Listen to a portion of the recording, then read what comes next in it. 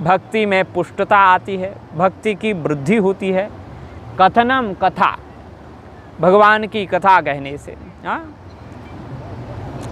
केन प्रकारेण इति कथा, अच्छे ढंग से शास्त्रीय शैली में और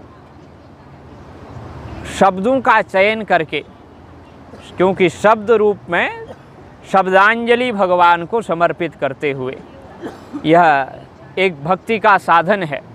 इससे भक्ति पुष्ट होती है और अच्छे महापुरुषों के मुख से निकले हुए भगवान के गुणगणों को श्रवण करना ये भक्ति को बढ़ाने वाला है। लोके भी, संसार में, समाज में रहते हुए भगवत गुणगण का चिंतन, कथन, मनन, निधिध्यासन आदि करने से भक्ति का साधन संपन्न होता है।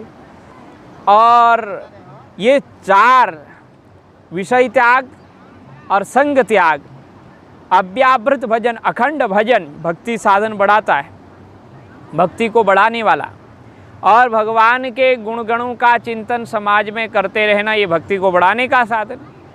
अब अत्यंत इम्पोर्टेंट बात बता रहे हैं, अत्यंत महत्वपूर्ण बात बता रहे हैं। वो कौन सी बात है?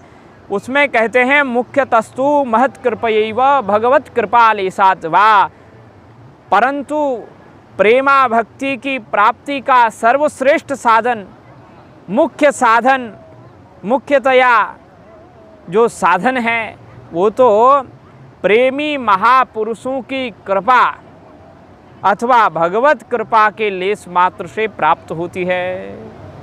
जो प्रेमा भक्ति है, अद्भुत भक्ति है, वो निश्चित रूपेण कैसे प्राप्त होगी?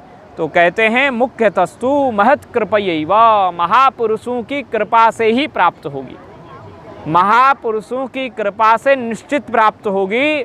और भगवत कृपा लेशात् वा, भगवान की कृपा कटाक्ष मात्र से, भगवान की थोड़ी सी कृपा हो जाए, थोड़ी सी नज़र मिल जाए, थोड़ी सी दृष्टि पड़ जाए, बस कल्याण हो जाएगा।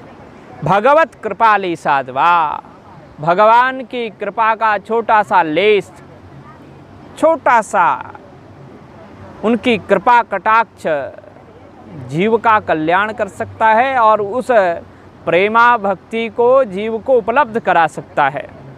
इसलिए देवर्षि नारद जी ने ये बहुत अच्छी बात यहाँ बताई। फिर इसके बाद कहते हैं ऐसे महापुरुष और भगवान एकदम से सुलभ तो होते नहीं। महत् संगस्तु दुर्लभो अमोघ